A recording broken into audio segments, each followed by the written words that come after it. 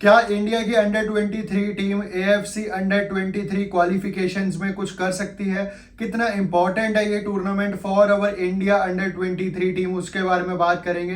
And जो हमारे opponents है उसके बारे में भी थोड़ा सा हम डीप डाइव उनके अंदर करेंगे एंड उनको जानने की कोशिश करेंगे कि कैसे हमारे ओपोनेंट्स हमारे को ट्रबल कर सकते हैं आने वाले क्वालिफिकेशन कैंपेन में। Hey guys, welcome back to my channel. And अगर आप चैनल पे पहली बार ही आए हो तो make sure you subscribe to this channel, क्योंकि यहाँ पे आपको इंडियन फुटबॉल पे डेली रिलेटेड वीडियोस मिलती रहती हैं। So make sure you subscribe यार। So let's start the video. 6 सितंबर से क्लिफर्ड मिरांडा एंड उनके बॉयज का कैंपेन शुरू हो रहा है चाइना के दलियान में, जहां पे हम एएफसी अंडर 23 क्वालिफिकेशंस अपनी शुरू करेंगे कैंपेन, जिसमें सितंबर 6 को हमारा पहला मैच है मालदीव्स के अगेंस्ट। बट ओपोनेंट्स पे आने से पहले हम सबसे पहले ये जानते हैं कि ये टूर्नामेंट इतना ज़्यादा जरूरी क्यों है इंडियन अंडर 23 बॉयज़ के लिए एंड क्लिफर्ड मिरांडा के लिए। अगर मैं बात करूं तो अगर सबसे पहले मैं बात करूं कि क्लिफर्ड मिरांडा के लिए क्यों ये इंपॉर्टेंट है, क्योंकि ये पहला स्टेंट है उनका as a Indian national team coach. इससे पहले कि वो उड़ीसा एफसी के कोच थे एंड अब उनको एक काफ़ी इंपॉर्टेंट जॉब मिली है, हार्ड जॉब मिली है to coach the Indian national team, वो भी अंडर 23 बॉयज की। तो एक काफ़ी इंपॉर्टेंट ये कैंपेन रहेगा क्लिफर्ड मिरांडा के लिए। बट क्यों इंडिया की टीम अंडर 23 क्वालिफिकेशंस इतना ज़्यादा सिग्निफिकेंट होल्ड करती है, इतनी ज़्यादा इंपॉर्टेंस होल्ड करता है ये टूर्नामेंट?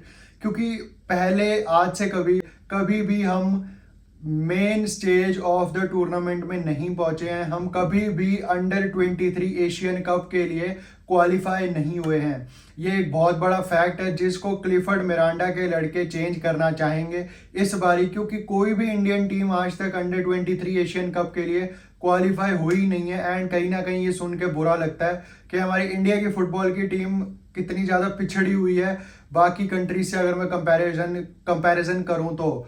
बट लेट्स सी कि इस बार हम क्वालिफाई हो पाते हैं कि नहीं हो पाते। प्लस इस टूर्नामेंट से अगर आप टॉप 3 में फिनिश करते हो, अंडर 23 एशियन कप में पहुंच के अगर आप टॉप 3 में फिनिश करते हो तो आप पेरिस ओलंपिक्स के लिए भी क्वालिफाई हो जाओगे, जो कि अगले साल है 2024 में। तो डबल सिग्निफिकेंस है इस टूर्नामेंट की, देखा जाए तो ट्रिपल सिग्निफिकेंस है।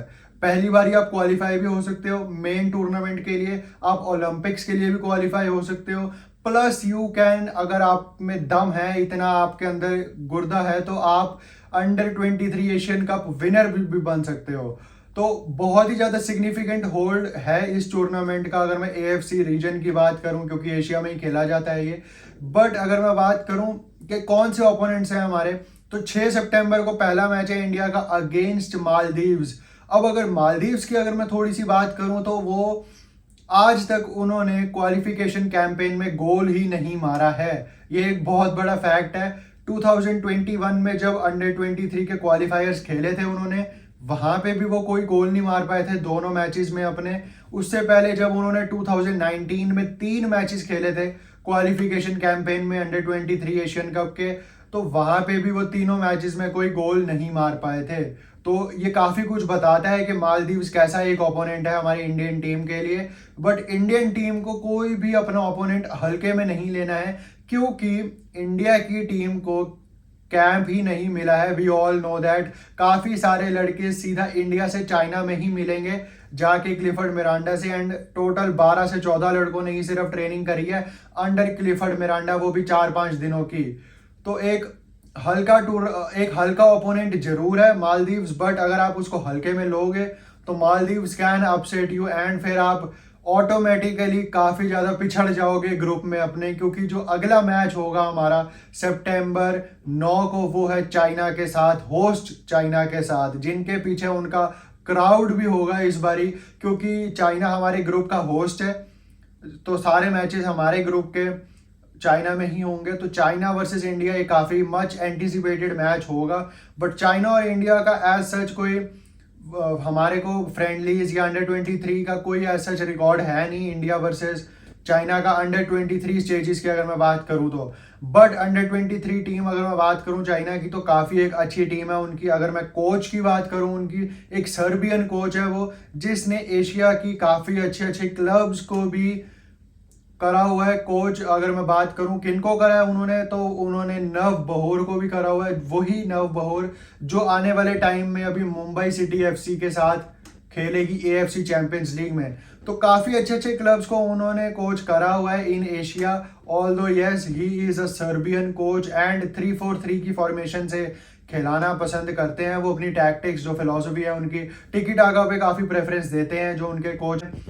तो एक काफी अच्छी टीम है चाइना की। अंडर 23 की बात करूं, फिजिकल हमारे को बैटल एक देखने को मिलेगी अगेंस्ट इंडिया। एंड क्योंकि आप ऐसे ओपोनेंट्स के अगेंस्ट ज़्यादा खेलते नहीं हो, तो काफ़ी एक ट्रिकी ओपोनेंट जरूर है हमारे लिए चाइना की अंडर 23 टीम। एंड ऑल दो यस उनका भी जो कैंपेन है वो 2 से 3 हफ्ते पहले ही शुरू हो चुका था। एंड सारे लड़के उनके जो हैं ऑलमोस्ट चाइनीज़ लीग में ही खेलते हैं। चाइनीज़ लीग में ही अलग अलग टीम्स के साथ, कोई रिजर्व्स में है, कोई सब्स्टिट्यूट्स में बैठता है।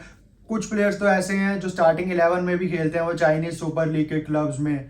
तो काफ़ी एक इंपॉर्टेंट मैच होगा हमारी इंडियन टीम के लिए। But let's see how Clifford Miranda tackle the China like opponent, क्योंकि चाइना आपके लिए ट्रिकी हो सकती है specially when they have their home support behind them. China versus India on 9 सितंबर will be the match to look out for. But उसके बाद जो हमारा आखिरी मैच होगा 12 सितंबर को, वो है यूएई के साथ। एंड यूएई के साथ हमारी रिसेंट हिस्ट्री भी है। 2021 का जो कैंपेन था हम वहां पे 1-0 से हार गए थे अगेंस्ट यूएई अंडर 23s। तो लास्ट कैंपेन में ही हम हारे हैं, बट वहां पे हमारे कोच ईगोर स्टीमैच थे, वहां पे हमारे बॉयज अलग थे। अब काफी प्लेयर्स तो वो है ही नहीं, ऑलमोस्ट सारे ही वो प्लेयर्स नहीं है इस कैंपेन में। बट अगर मैं रिसेंट हिस्ट्री देखूं तो हमने पिछले 2-3 मैचेस में से एक मैच जीता भी है अगेंस्ट यूएई। बट अगर बिल्कुल रिसेंट की बात करूं मैं 2021 की, तो हमने उनसे 1-0 की एक क्लोज डिफीट भी झेली है। एंड पिछला कैंपेन भी हमारा इंडियन टीम का ठीक स्टार्ट हुआ था बिल्कुल। ओमान अंडर 23 को हमने हरा भी दिया था अपने पहले मैच में, बट उसके बाद हम अपने लगातार दोनों मैचेस हार गए against Kyrgyzstan and against UAE under 23s। तो कैंपेन पिछली बार भी अच्छा स्टार्ट हुआ था, हमने ओमान तक को हरा दिया था पहले ही मैच में, जो कि एक काफ़ी टफ टीम रहती है। वी ऑल नो दैट, चाहे हम उनकी सीनियर की बात करें, चाहे हम उनके अंडर 23s की बात करें। But it's all together new team, India की भी एंड यूएई की भी। एंड यूएई के जो प्लेयर्स हैं वो काफ़ी यूएई के जो सुपर प्रो लीग है वहीं पे खेलते हैं। वो अच्छे अच्छे क्लब्स में शबाब एल अलाई, अल एन, इन सब के साथ, शारजा एफसी के साथ रहते हैं। वो इन जैसे क्लब्स के साथ जो हैवी वेट्स में आते हैं ऑफ कोर्स एशिया के। तो काफ़ी एक अच्छी डेवलपमेंट उनकी ऑफ कोर्स होती है वहाँ पे। एंड 3 से 4 हफ्ते पहले ही उनका स्क्वाड अनाउंस भी हो चुका था। एंड उनकी जो टीम है वो पहुंच चुकी है चाइना, वो पहुंच चुकी है हमारे ग्रुप में। सिर्फ अभी तक यूएई की टीम है जो चाइना पहुंच भी चुकी है ऑलरेडी, एंड वहां पे वो ट्रेनिंग कर रहे हैं पिछले 1-2 दिन से। तो दिस शोज कि कितना ईगर है वो अपनी परफॉर्मेंसेस को इम्प्रूव करने में, अपनी ट्रेनिंग को और ज़्यादा अच्छा करने में, एंड चाइना के कंडीशंस के यूज टू होने में। तो दिस शोज कि यूएई की फुटबॉल हमारी इंडियन फुटबॉल से कितनी ज़्यादा आगे चल रही है। अगर मैं बात करूं तो इंडिया की फुटबॉल के क्या हाल चल रहे हैं, हमारे को कैंप तक नहीं मिलता है, वो हम सबको पता है। But without camp, without gel up squad, without the chemistry, क्या यहाँ पे क्लिफर्ड मिरांडा हमारे को पहली बारी हमारी हिस्ट्री में अंडर 23 एशियन कप में पहुंचा पाएंगे? वो एक बहुत बड़ी देखने वाली बात है। वेल, होप्स हमारे को बिल्कुल नहीं हारनी है, क्योंकि ये जो हमारा बैच है अंडर 23 का काफ़ी अच्छा बैच है ये, मैं समझता हूँ। अगर इनको थोड़ा सा कम ट्रेनिंग टाइम मिला है तो आई कैन सी के इंडिया 3 में से 2 मैचेस में कुछ अच्छा कर सकती है। अगर मालदीव्स वाले मैच को मैं देखूँ तो definitely we can win that. But हम अपनी गलतियों से ही अगर हारे तो हारेंगे अगेंस्ट मालदीव्स। बट यूएई और चाइना के अगेंस्ट अगर मैं देखूँ तो draws will be enough to make us progress to the Asian cup. And 11 groups हैं, तो 11 जो विनर्स होंगे ग्रुप के वो डायरेक्टली क्वालिफाई हो जाएंगे for the under 23 Asian cup, plus 4 runner ups in 11 groups के वो भी पहुंचेंगे अंडर 23 एशियन कप के। जो बेस्ट 4 रनर अप्स होंगे 11 ग्रुप्स में वो ऑफ कोर्स जाएंगे अंडर 23 एशिया कप में। And Qatar, we all know that, is waiting for us, क्योंकि कतर होस्ट है अंडर 23 एशियन कप की। तो कतर भी रहेगी सिनेरियो में। तो टोटल 16 टीम्स पहुंचेंगी वहां पे कतर में खेलने के लिए अंडर 23 एशियन कप। क्या उसमें से एक इंडिया होगी?